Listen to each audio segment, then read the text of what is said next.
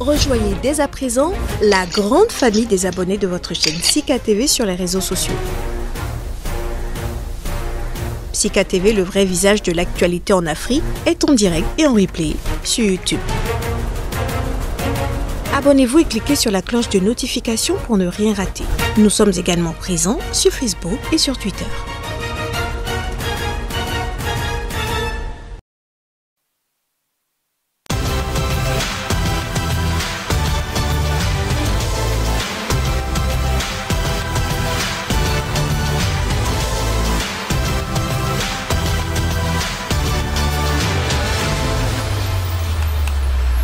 Bonjour à tous et bienvenue.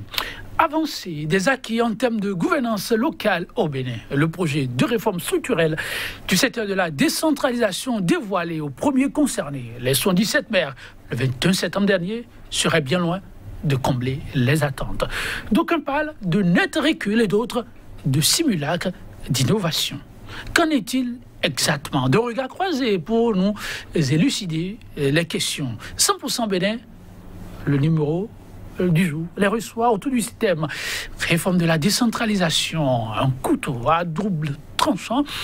Tout de suite et maintenant, nous recevons pour vous sur ce plateau M. Franck Kenevo.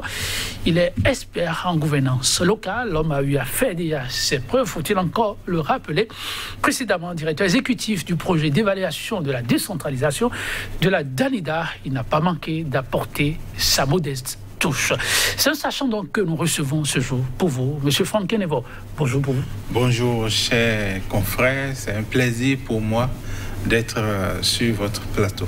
Le plaisir est partagé. En face de vous, un analyste politique. Le regard compte pour le bon fonctionnement de la société. Oui, qui dit mieux, Gilda Sabouton a accepté être d'un autre. La veille citoyenne, c'est ce qu'ils font aussi au travers de la Fondation Potier de la République, dont il est le secrétaire général. Monsieur Gilda Sabouton, bonjour à vous. Bonjour Joël. Bonjour Monsieur Kenevo. Les hommages excusez-moi. Kenevo. Voilà. Cette querelle est terminée. Merci bien. Mes hommages à vos téléspectateurs. Merci beaucoup. Oui, il l'a précisé, c'est le nom qu'il explique comme ça. Cette querelle est terminée. Oui, nous le recevons au lendemain de cette rencontre, Patrice Talon, Veillaï. Est-ce que cette querelle est terminée? On suit de près. En tout cas, on est là pour parler de décentralisation ce matin en sa compagnie. Oui, ils étaient nombreux à appeler de tous vœux qu'on apporte le toilettage nécessaire pour les tests régissant à la décentralisation qui aura fait quand même son bonhomme de chemin, pratiquement la vingtaine. Le Bénin aura fait école dans la sous-région.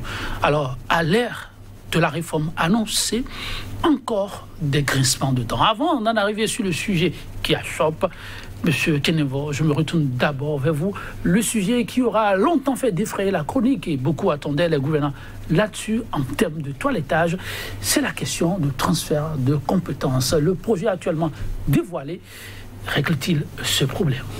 Merci beaucoup. Déjà, dans le document que le gouvernement a partagé avec les maires, on peut noter que les compétences qui étaient dévolues aux collectivités territoriales n'ont pas été modifiées. C'est-à-dire que la réforme conforte le choix de législateur de transférer les compétences de proximité aux collectivités territoriales. Mais la vraie question, c'est de savoir si les collectivités territoriales ont les ressources humaines et financières pour gérer ces compétences-là. Je pense que la réforme apporte une réponse pour le moment théorique, c'est-à-dire il est question d'améliorer le financement, les instruments, les mécanismes de financement des collectivités territoriales en créant à la place du fonds d'appui au développement communal ce que le gouvernement a appelé le fonds d'investissement communal, c'est-à-dire ce fonds qui donc met plus l'accent sur les investissements, va être abondé par l'État, peut-être les PTF, mais aussi par le marché financier international. Donc, on suppose que à travers ce mécanisme-là, les collectivités territoriales qui aujourd'hui, l'ensemble des 77 communes aujourd'hui, en termes de dépenses publiques, ne dépassent pas 100 milliards par an.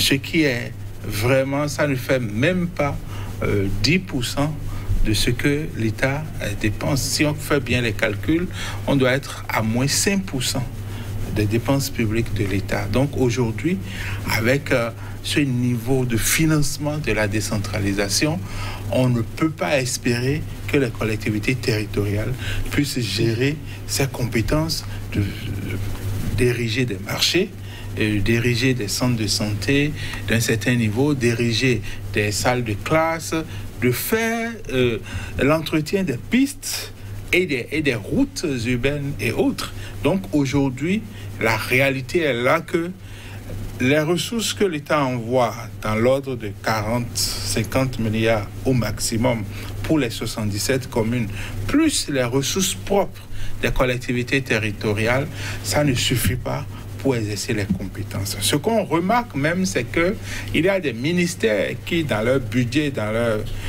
PTA, programment des investissements sur des domaines qui relèvent des collectivités territoriales.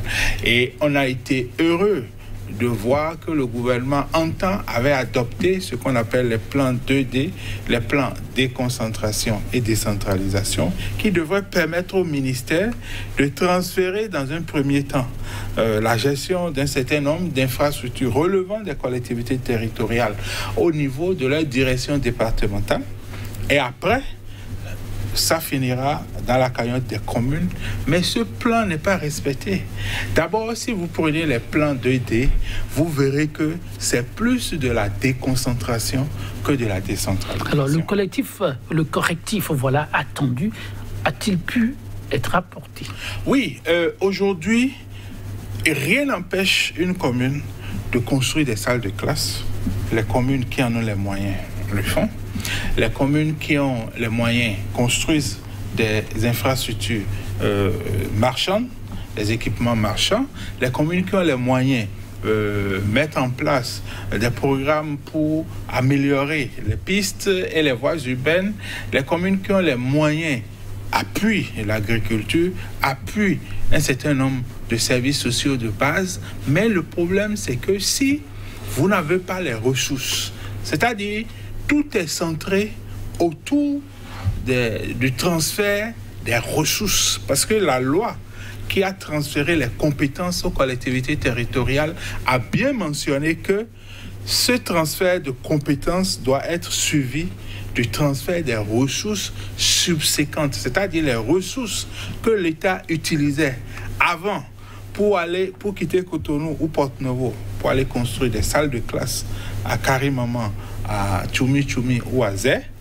Ces ressources-là, humaines et financières, doivent être transférées aux collectivités territoriales. Donc à ce niveau, le défi reste entier. Entier. Et je voudrais même dire qu'il y avait le ministre de l'Environnement, de l'Habitat et de l'Urbanisme, Luc Nyankadja, en 2003, il avait déjà fait le point au niveau de son personnel pour les envoyer vers les départements dans un premier temps.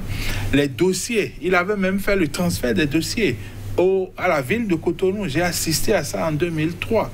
Et il dit maintenant qu'en Conseil des ministres, il va voir comment transférer les ressources à la ville. Ce qui n'est jamais arrivé. Mais l'étape de Porto-Novo qui était programmée a été bloquée par le ministre de l'Intérieur, de l'administration territoriale, qui avait saisi le président Mathieu Kérékou, disant que le ministre Luc Nyankadja allait trop vite en besogne. Et donc, lui qui avait compris qu'il fallait transférer les dossiers, les ressources aux collectivités territoriales et avait amorcé cet élan-là, a été bloqué net. Et depuis ce temps, on a voulu chercher des mécanismes, blocs à aménager, blocs de compétences à aménager, transfert progressif, etc. Après, finalement, on a trouvé les plans de déconcentration et décentralisation, mais ça n'a pas changé. Alors, je vais me retourner vers M. Gildas Abouton sur cette question de transfert de compétences qui a fait couler assez d'encre et de salive. Oui, il y a eu de la volonté à un moment donné, mais une volonté à un niveau micro, on peut dire. 18 ans après, on a l'impression que autour du nerf de la guerre, ça ne décolle toujours pas. Vraiment, bientôt 2 décennies que nous avons démarré avec le processus de décentralisation au Bénin. Et il faut reconnaître qu'il y a eu des progrès. Il y a eu des progrès parce qu'il y a des résultats positifs aujourd'hui qui sont là du fait de la décentralisation au niveau donc de nos communes. Mais dans le même temps, il a établi qu'il y a des mots, qu'il y a des difficultés. Donc c'est en cela que penser à rationaliser aujourd'hui le processus de décentralisation au Bénin, c'est normal et c'est partagé, c'est la bienvenue en tant que vision. Seulement que par rapport à l'initiative du chef de l'État, déjà je voudrais faire deux petites observations. C'est le timing. Nous sommes dans un second mandat et on nous parle du développement, ça y est. Effectivement, ce développement, ça implique quoi? Ça implique que l'État, effectivement, fasse l'effort de transférer plus de ressources, d'abord des compétences avec les ressources conséquentes aux collectivités locales, c'est-à-dire aux communes. Mais à ce niveau, on se rend compte que tel que le projet fondateur, aujourd'hui, le projet est présenté en tant que projet fondateur d'un nouveau projet, donc fondateur de la décentralisation. On se rend compte qu'il n'y a pas cette volonté manifeste en réalité de transférer, de permettre aux communes de prendre, c'est-à-dire en compte et de gérer par elles-mêmes les affaires qui les concernent. Donc, il y a un problème concernant donc, la libre administration par les collectivités, par les populations, donc à la base. Mais bon, même si là, à ce niveau, je voudrais aussi parler du timing qui est choisi pour pouvoir, qui a amené dès à présent à penser et à proposer ce projet est fondateur. Mais la deuxième observation concerne le format. C'est-à-dire que... D'abord, le timing à quoi? Non, par rapport au timing, c'est-à-dire que on se pose réellement la question pour savoir est-ce que une réforme pareille, quand le président Talon il venait déjà en 2016, c'est maintenant qu'il fallait déjà prévoir cette réforme ou bien ça devait arriver plus tôt. Maintenant, si ça vient en 2016, après avoir fait nommer d'une certaine façon les maires et que c'est maintenant que ça vient et autres, on se demande est-ce qu'il n'y a pas une volonté de se renforcer, de venir, en tout cas d'être plus renforcé, je parle de l'État central au niveau des communes et d'avoir donc la même mise, plus d'emprise déjà en quittant le niveau central au niveau communal et local. Donc, dans cette réflexion, on pourrait se demander est-ce qu'il n'y a pas, en tout cas, des non-dits. Est-ce qu'il n'y a pas des non-dits? Donc, il y a ça. Mais il y a également le format. Vous voyez, on a appelé les maires dans une salle et pour leur parler, pour dévoiler à ceux-ci une réforme. Donc, on a comme l'impression que ceux-ci n'ont pas été considérés comme des partenaires, donc considérés a priori, ils n'ont pas été pris en compte, c'est-à-dire ils n'ont pas été associés a priori dans la conception, dans les réflexions de cette réforme. Donc, on les a appelés à un moment donné où ça a été conçu et connaissant la manière dont le régime fonctionne, donc on se dit que c'est déjà... et puis là, donc ils n'ont eu droit qu'à l'information pour or ils représentent les populations, ils représentent leurs communes et doivent être considérés comme des partenaires. Donc une réforme comme ça doit être discutée avec les maires et au-delà maintenant et des maires, des populations, les différentes entités composantes au niveau donc et comme ça n'a pas été fait et c'est vraiment regrettable. Maintenant pour venir à votre question, vous savez. Avant la question, est-ce qu'on n'a pas su, l'autorité n'a pas su se rattraper lorsqu'il a donné comme la parole aux élus, quitte à recueillir leur réaction? On en a vu un qui demandait carrément qu'on leur laisse leur caisse et le chef a apporté ce seulement d'appréciation. Non, bon, et si vous voulez, même, on peut faire le débat par rapport aux échanges qu'il y a eu entre le chef et l'État. Mais là, ce que je voudrais dire, c'est quoi? C'est que une réforme du genre, ça devait prendre en compte non seulement ceux qu'on a comme des experts en matière de décentralisation au Bénin, ça devait prendre en compte les acteurs qui sont les maires aujourd'hui, ça devait prendre en compte également les bénéficiaires.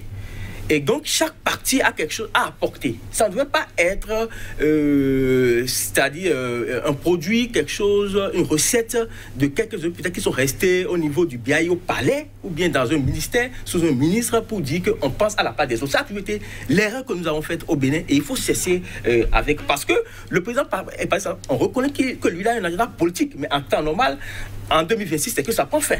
Maintenant, la suite, ça va être quoi? Donc, ça voudrait dire quoi? Que si, au-delà du temps que lui a fait, les gens ne sont pas n'internalisent pas, ne prennent pas en compte ce qui doit être partagé par tous pour poursuivre après lui, il y a un problème. Donc, c'est ce que je voudrais faire remarquer. Maintenant, pour venir à la question du transfert et des compétences, vous savez, il faut une volonté manifeste. Et déjà, je voudrais vous faire observer ceci.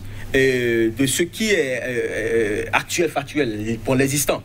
Quand Patrice Talon est arrivé au pouvoir, il y a d'abord eu ce qu'on a appelé un protocole entre certaines communes.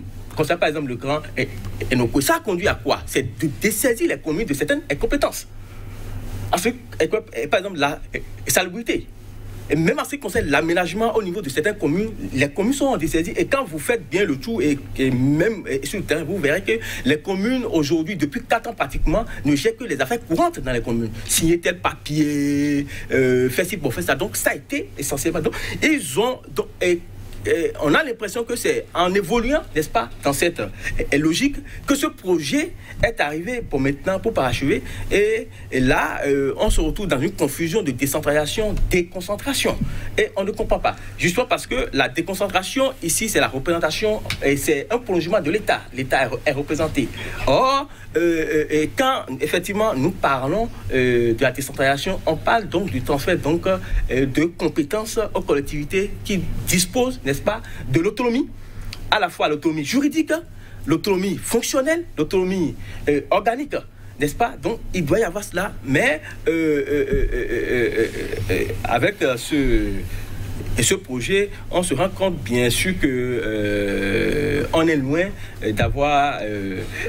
et le bon compte. Donc, le transfert des compétences, c'est un problème réel qui se pose et avec cette emprise, cette volonté de l'État de se faire représenter, ce qui nous fait beaucoup plus penser à la déconcentration, on se dit que l'État n'est pas encore prêt à se dessaisir de certaines compétences pour régler, pour laisser normalement les communes gérer. Or, vous savez quand même pas des compétences au niveau des communes, on a les compétences déléguées, donc ils reviennent d'office des compétences propres aux communes et les compétences partagées avec l'État. Donc, non seulement l'État, depuis 4 ans, a gardé les compétences qu'elle partage avec les communes, même au niveau des compétences pour déléguer encore, a commencé maintenant par avoir et pas un peu prendre un peu bon dedans et ce réforme excusez-moi pour ce pour des réformes est arrivé un peu donc pour parachever pour tout ce qui est en train pour être fait et c'est ce que nous regrettons. Alors oui, ça vous l'avez suivi. Est-ce que l'espère se retrouve dans ces analyses? Non, pas du tout, pas du tout. Okay. Je vais commencer par la fin. Les communes ont 3 types de compétences. Compétences déléguées, ça veut dire que compétence déléguée là, c'est une compétence de l'État, mais en raison du positionnement de proximité des communes, l'État leur permet de gérer ça.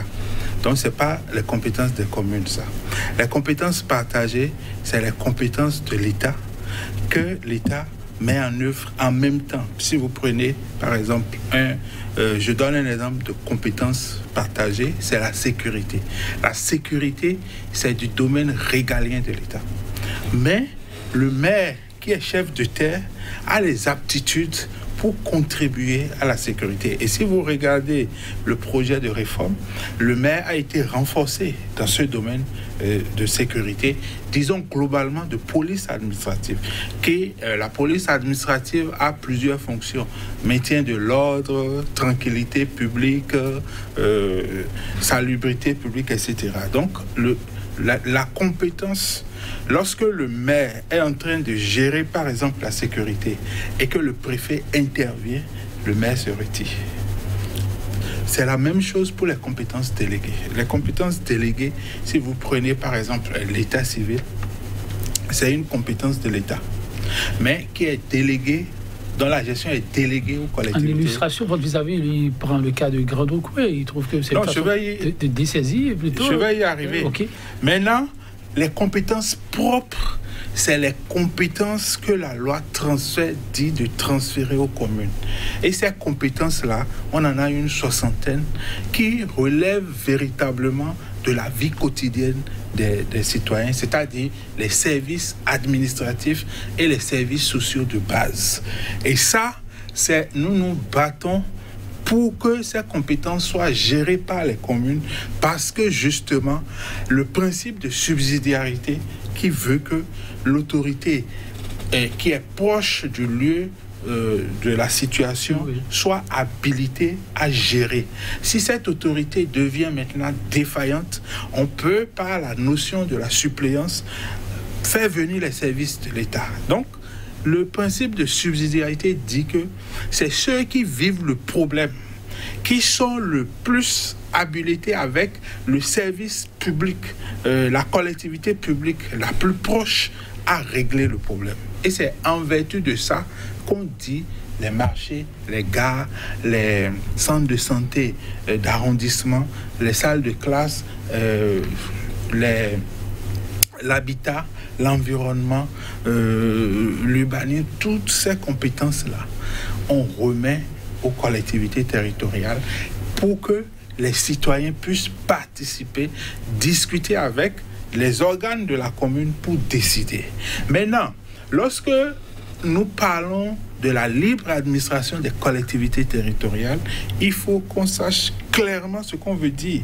C'est un principe de la Constitution qui veut que, une fois que la loi est mise en place, une fois que la loi dit ça c'est du domaine des communes, que l'État ou autre institution n'interfère plus dans ce domaine-là.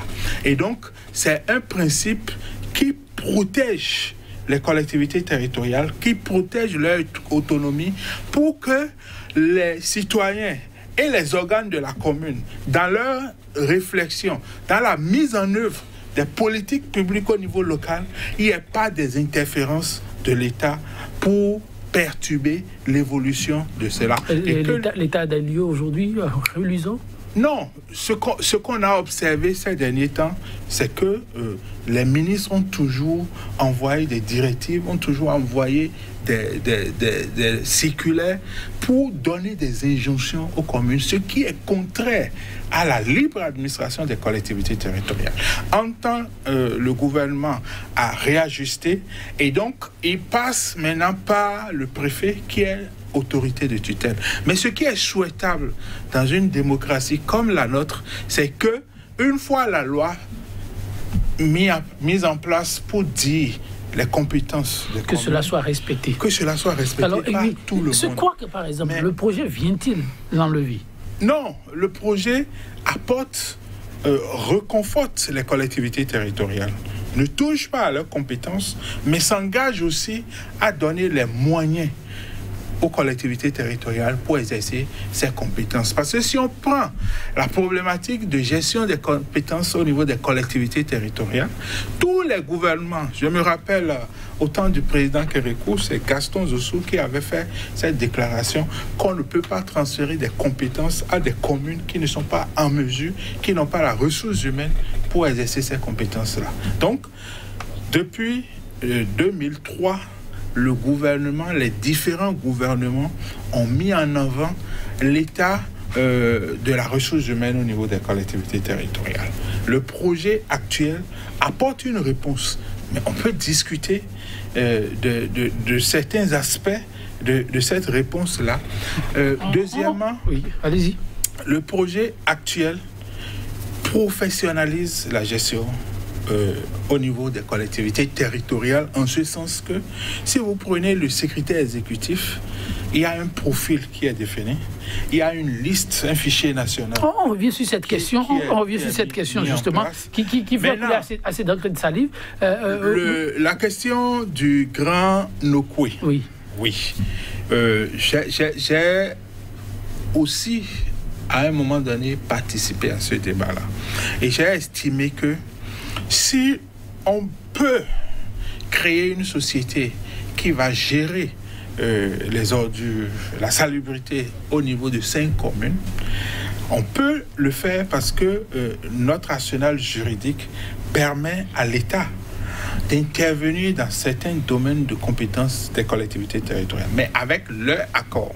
C'est pour cela que le gouvernement a été obligé de signer ce qu'on a appelé Convention État-Commune. À partir du moment où les autorités locales ont signé cette convention-là, il n'y a plus un problème de droit qui se pose. En principe. Mais là-dessus... On peut mener la réflexion plus loin et suggérer à l'État, au gouvernement, de passer plutôt... Maintenant, la société est en place. La société a eu le temps de déployer ses arsenaux, etc.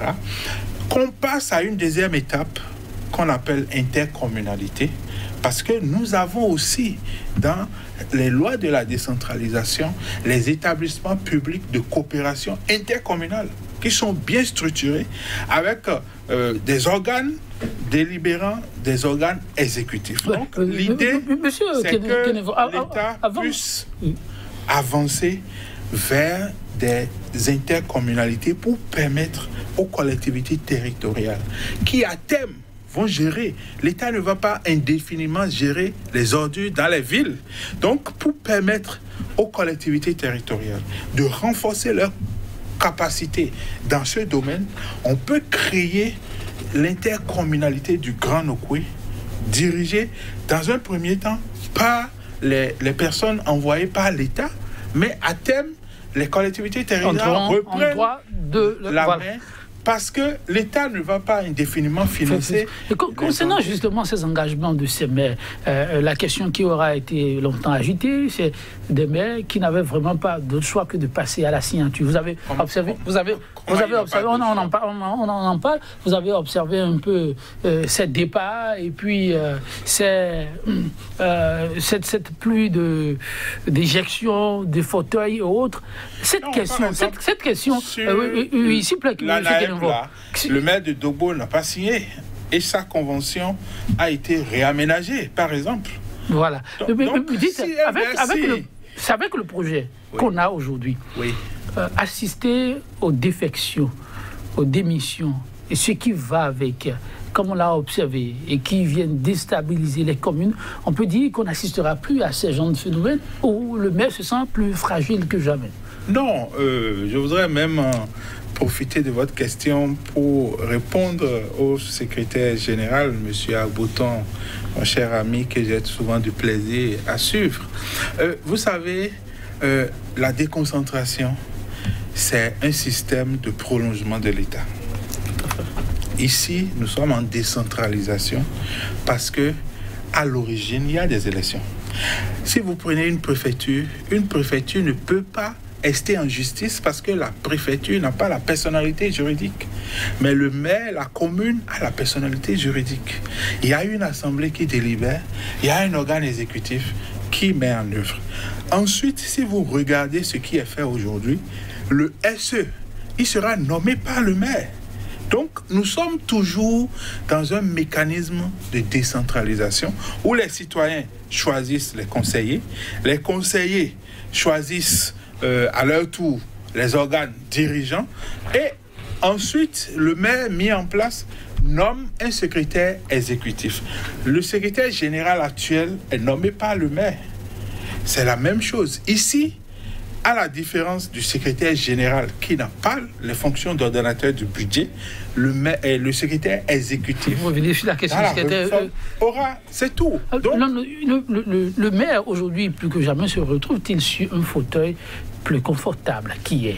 Oui, moi je pense que aujourd'hui, et c'est ça le paradoxe, moi je veux qu'on fasse les vrais débats sur la proposition du gouvernement.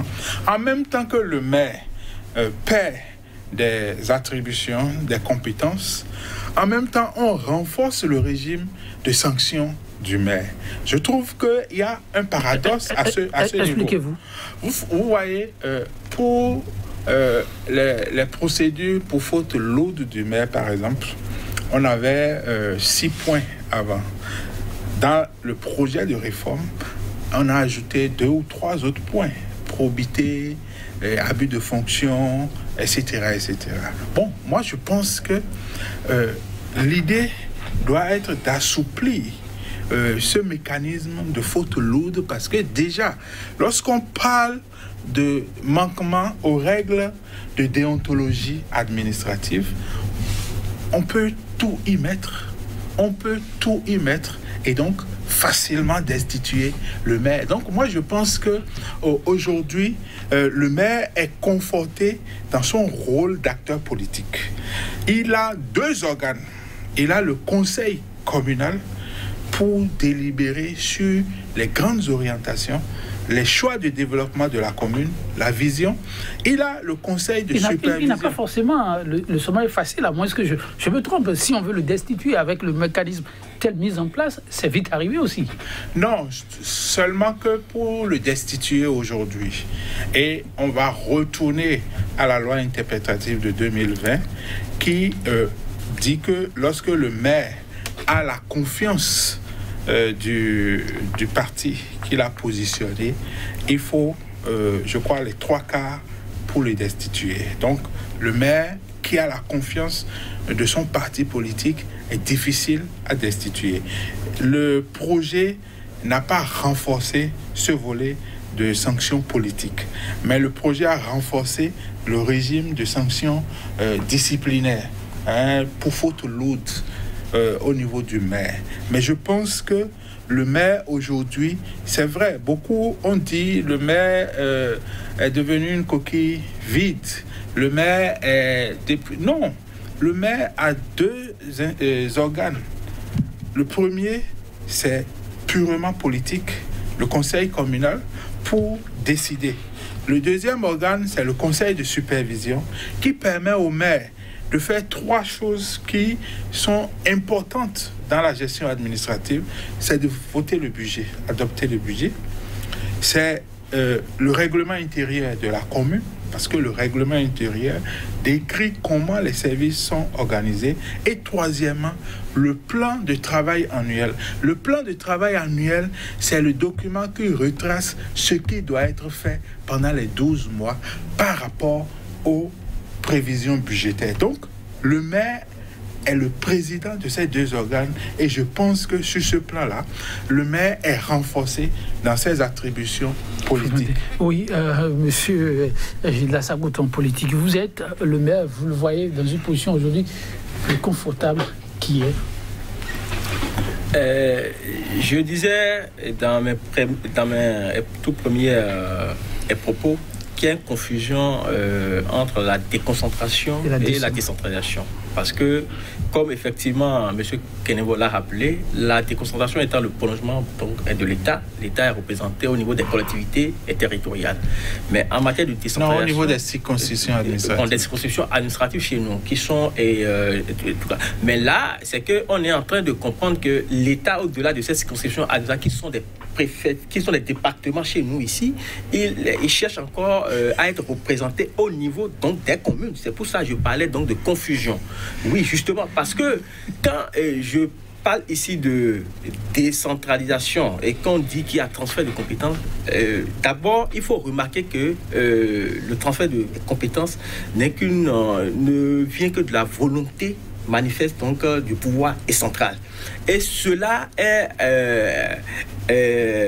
maintenant, c'est-à-dire réellement est mise en œuvre à travers dans un cadre légal. C'est-à-dire qu'il faut une loi qui maintenant dit suivant quelle modalité donc les maires, les communes ont telle ou telle compétence et doivent pouvoir donc les exercer. Alors, quand vous prenez déjà avec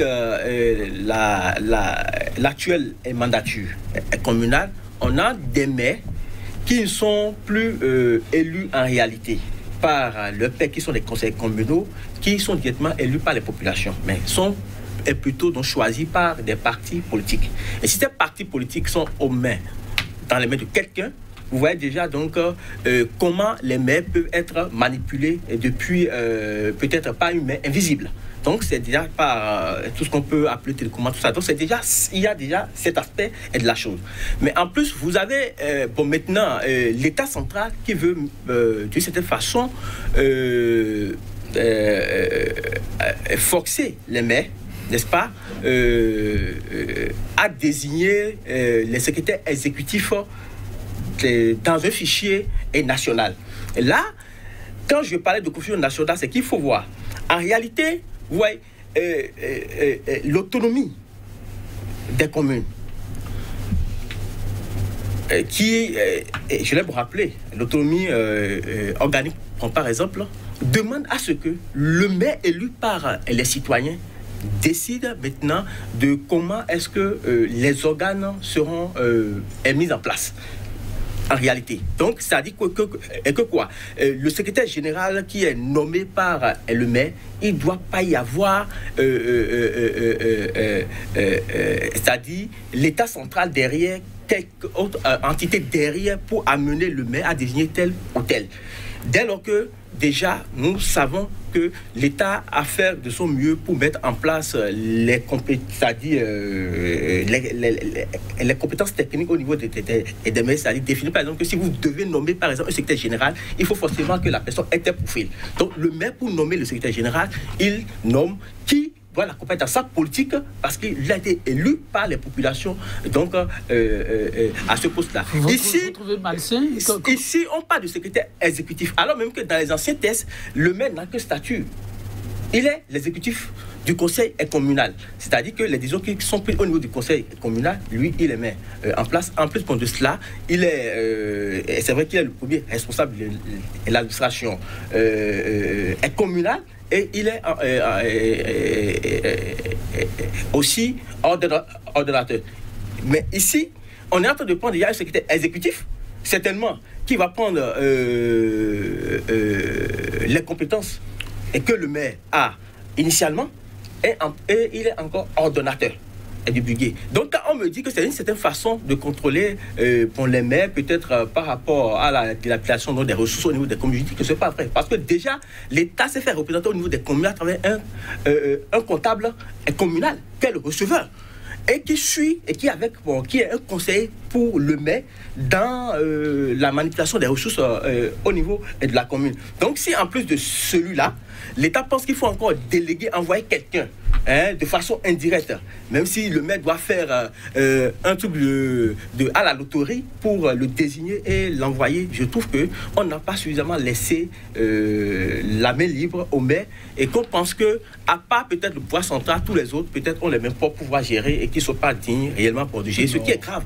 Non, ce qui est grave parce que c'est indigne, on est en train d'infantiser la responsabilité des maires et ce ne serait pas une bonne chose. Bon, malheureusement, ceux qui étaient à la rencontre avec pour le président, on a vu qu'ils ont applaudi parce qu'on leur a promis des véhicules pour 4x4 et puis pour revoir et leur situation est salariale et ça a fait déjà leur affaire, ils ont applaudi et c'est dommage pour la population. Le chef de l'État, il y a eu une voix qui s'est élevée en même temps, M. Franck Kenevoa, vous l'avez suivi, le maire, qui a dit un peu sa désapprobation par rapport à cette formule.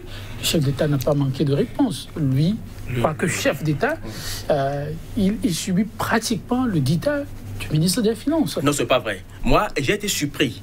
J'ai été surpris, désagréablement surpris, que le chef de l'État ait donné cette réponse-là devant des gens comme des maires. Comment ça ?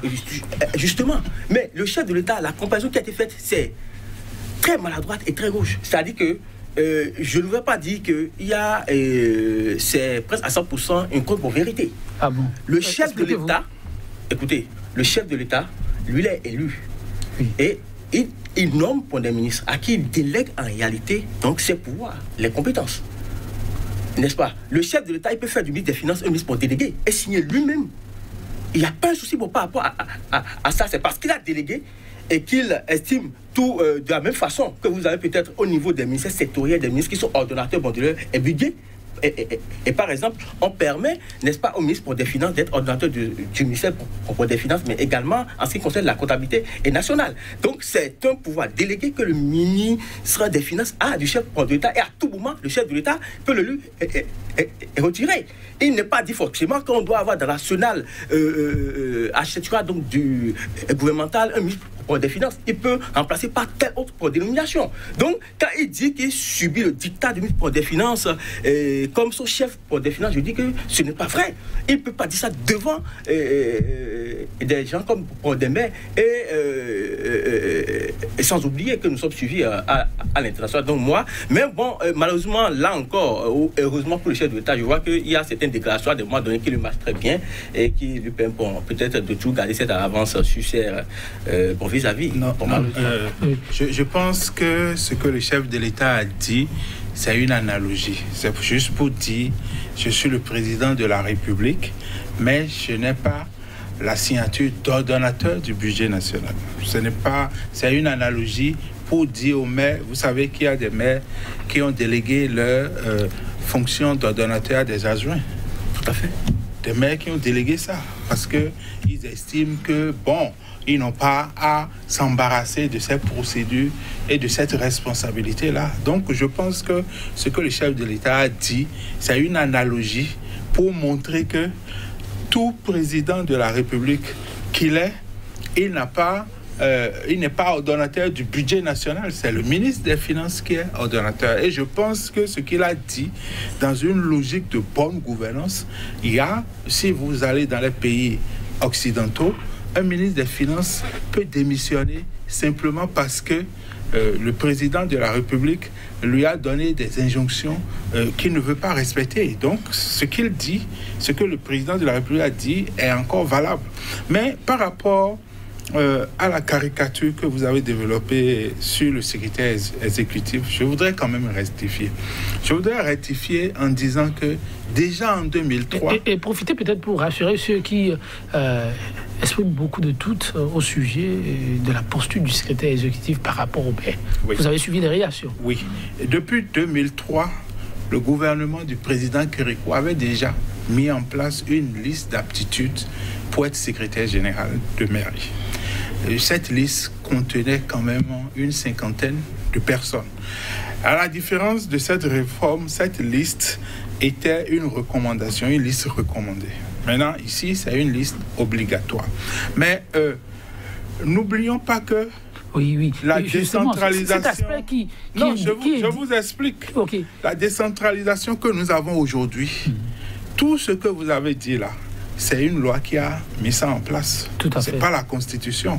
Et donc, en vertu du parallélisme des formes, le législateur peut encore actualiser et changer ça. Ça, c'est sûr. Tout le monde est d'accord. Mais sur ce plan-là, la question aujourd'hui des Béninois, est-ce que sur ces points, ça constitue des avancées? Oui. Vous savez, on a fait un diagnostic où la question de politisation, la question de manque de compétences des ressources humaines s'est posée depuis 2003 dans nos communes.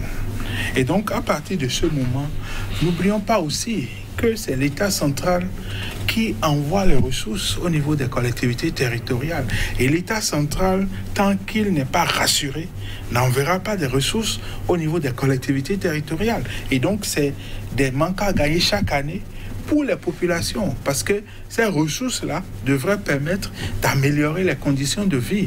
À quoi bon d'avoir un système où le maire peut choisir qui il veut et il n'y a pas les ressources pour exercer les compétences? Qu'est-ce que nous voulons? Est-ce que nous voulons que les citoyens sentent un mieux-être, ou bien nous voulons que les maires soient des présidents locaux mais sans ressources? Moi, il faut être réaliste. La réforme mais politiquement, tout en leur donnant les moyens avec cette réforme, est-ce que politiquement, le maire ne se retrouve pas fragilisé, monsieur Kenevo? Pas pour moi. La réforme là vient pour dire il y a eu mauvais recrutement dans nos communes. Il n'y a pas la ressource, le profil n'y est pas. OK, on met en place un dispositif pour introduire des ressources de qualité. Ça, c'est le premier élément. Deuxième élément, on estime que le maire... Moi, j'ai assisté à des séminaires où les maires même ont demandé d'être déchargés de cette fonction d'ordonnateur parce que c'est ça qui est à la base des vagues de destitution. Le maire de Pobet a fait une communication. Si je fouille, je vais trouver copie. Pour expliquer que tous les mouvements de destitution qui ont ébranlé les conseils communaux et municipaux naissent tous ces mouvements-là naissent du fait que le maire est ordonnateur et qu'il faut réfléchir pour lui enlever ce poids-là. Donc moi, je pense que dans notre contexte, vous savez qu'aux Pays-Bas, le maire est nommé par le roi. Est-ce qu'on va dire que ce n'est pas une décentralisation? Est-ce qu'on est plus décentralisé que les Pays-Bas, qui sont des modèles au plan mondial? Non, pas du tout. Lorsque on dit, on encadre, pourquoi? Parce que la collectivité territoriale n'est pas indépendante. Elle est autonome, certes, et on doit se battre pour que l'autonomie soit respectée. Mais dès lors que la loi fixe le cadre, c'est une autre loi peut aménager ce cadre-là. Qu'est-ce qui nous empêche de faire cette expérience? Et dans 5 ans, dans 10 ans, on se dit, ah, aujourd'hui, les réflexes sont là, on peut revenir à un système où le maire choisit qui il veut.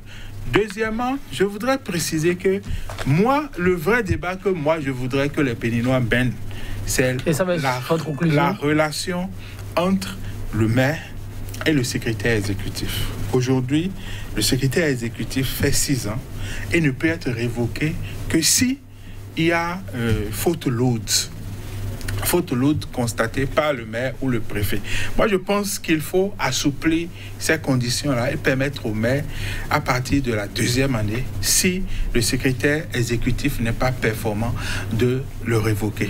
Merci à vous pour votre contribution. Votre conclusion sera 30 secondes. Oui, moi, je pense qu'il faut effectivement faire des réformes, mais la tutelle, a priori, aussi bien administrative et financière, que l'État veut coûte imposer aux mairies, ça doit cesser pour le laisser réellement dans l'autonomie de gérer en relation donc avec les populations. Ce n'est qu'un débat parmi tant d'autres. Merci à vous, monsieur Franck Keninvor, pour cette contribution. Merci également à vous, monsieur Gildas Bouton. Le débat se poursuivra sans doute chez vous, mais nous les retrouverons dans pas très longtemps. L'expérience se fera, on tirera ensemble les conclusions. Merci d'avoir été des nôtres et à très bientôt.